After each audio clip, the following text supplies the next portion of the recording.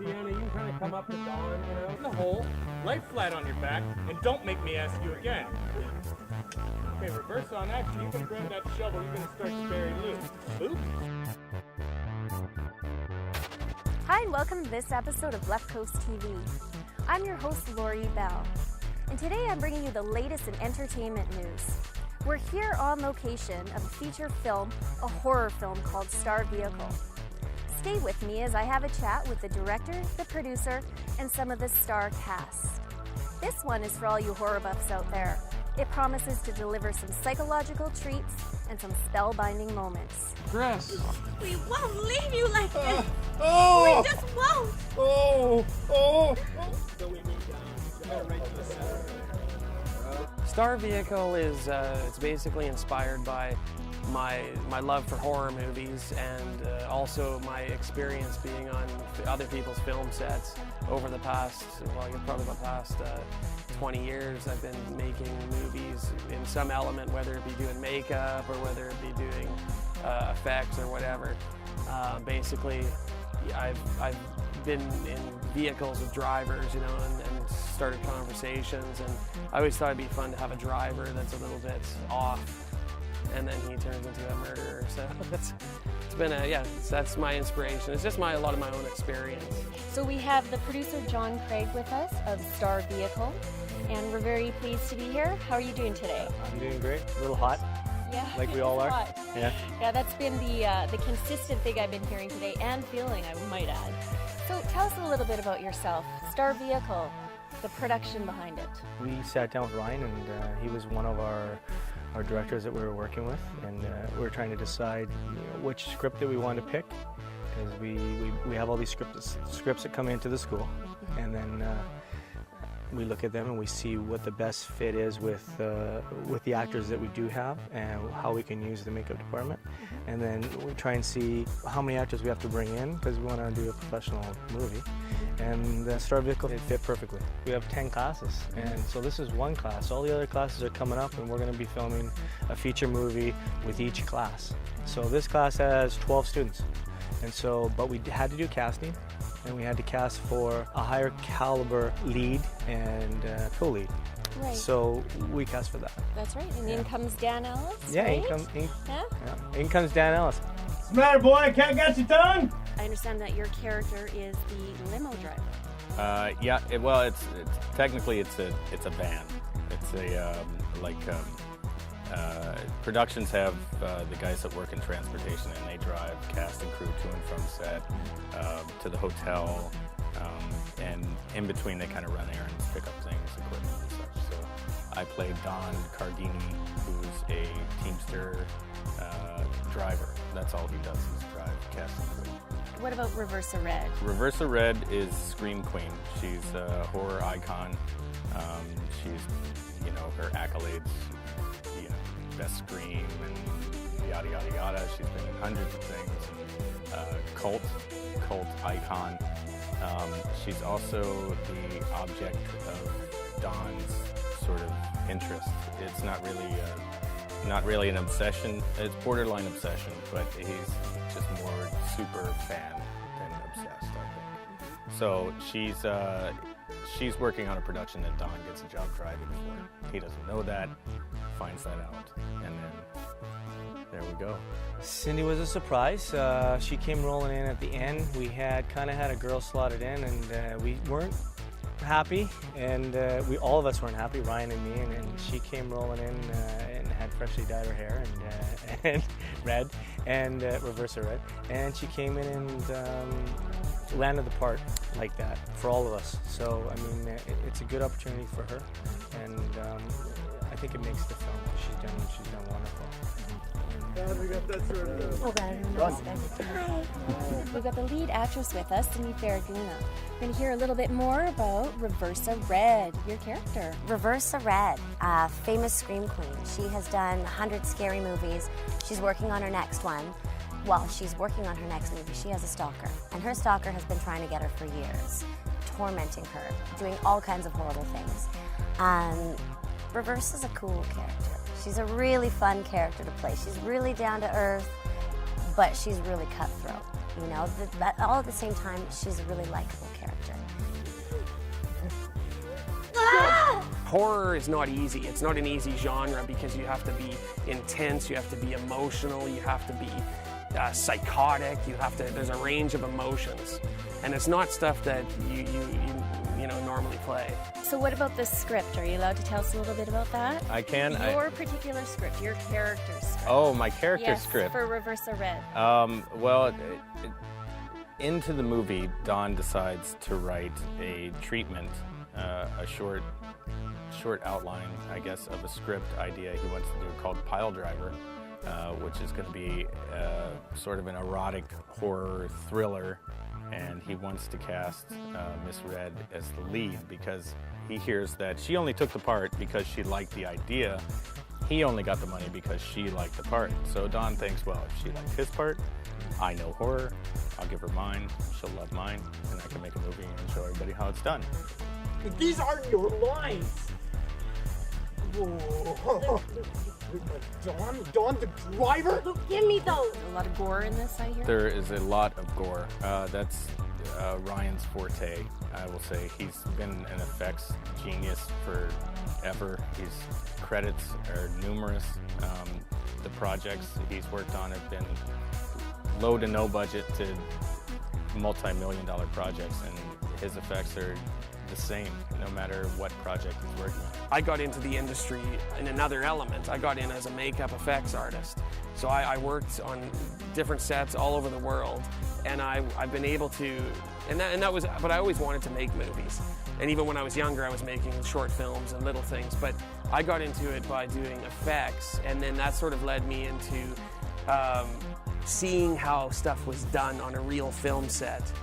And it's not stuff that that they teach you at film school. In order to really get the experience, you know, as a technician, you have to sometimes go out and do the work, and then you learn. And you know, as far as directing goes, it's not something that I was taught. It's something that, you know, that you definitely have to love doing it, and you have to be able to try to mold a performance. You know, you have to be able to try to reach in and get the best you can get from your talent, and that's basically that's what I try to do, and I try to do it in a very in a decent manner. Producers, like I say, I have so much respect for you guys, the work, the mission behind it. What is it that you've done to make this become a reality? You know, I think with regards to producing, at the school there, like I said, we've produced 40, 45 shorts. I mean, you know, here we are producing our second feature, and you know, we are at the college, we're business-minded already. We're already rolling. Honestly, it's not that hard. Yeah. We're all business, and you know, we keep the creative side to the teachers, and we let them explore how far they can take it, and we don't hold them back. What I like more of the campy B movies. That's what I love. That's what I grew up on, and that's how I also make movies. I like performances that are over the top and that are, because that's what I go for. So it's tough for me to try to bring realistic performances. That's what this film will be the first that I've done, that I've tried to bring out more dramatic performances. My other films, I've brought out just crazy, campy, strange, bizarre performances from actors. But this one, I've tried to bring a more human, like more real feel to it. And it's been challenging for me, for sure.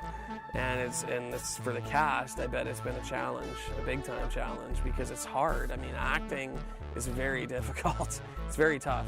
So, you know, it's really it's a two-way street, you know. I give a little, they give a little, and that's how we work it. So what other things have you worked on with Ryan? I understand Gutter Balls is one of your previous... Yeah, that was our first project we worked on together, and it was, it was just kind of a weird thing. I answered an audition and went in and read, and Ryan cast me right at the audition and said, yeah, I want you to play this janitor, and I thought, oh, well, great, you know, a janitor. But I don't know, but I was like, well, I'm working, that's fine, you know, so... So I took the part, and then later on he tells me, well, no, it's really good because you're the killer.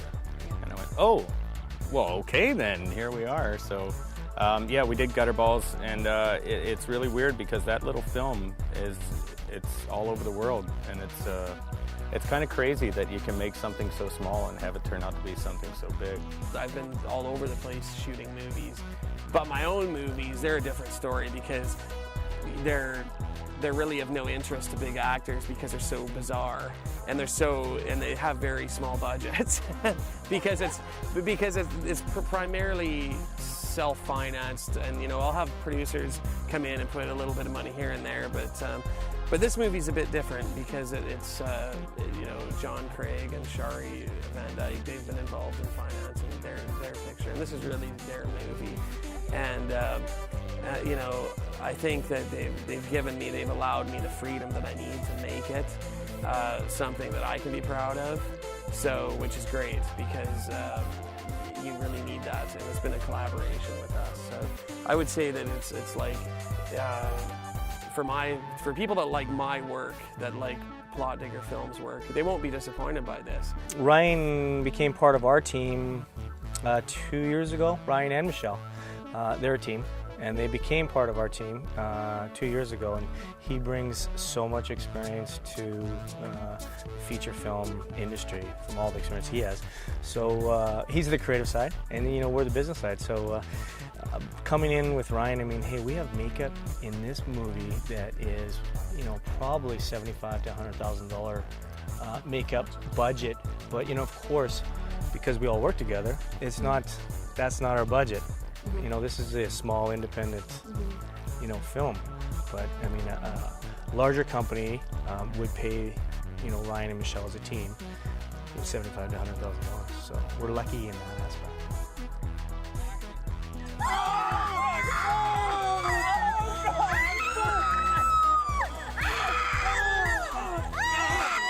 This would be one of your largest roles then to date, is that? For sure. I've had a lot of smaller roles, but the thing with this one is I'm playing the lead female. So not only do I have, it's not like where you go out for an audition and you're going in for a one-liner, or you're going in for one scene. I've got 38 scenes, and you know, I can't say if I make it or not to the very end. Yeah. No plot spoilers. Yeah. But you know, it's a really intense role, and there's a lot of things that happen, and there's a lot of different situations that REVERSA's put in. So a lot of pressure on you too. You know, a lot as of an actor pressure. carrying the film basically. Yeah. So. And you know, I really think that, you know, when a script is handed to you, what I've learned is you really owe it to the director, the producer, you owe it to the script, and to the rest of the actors to give it everything that you've got.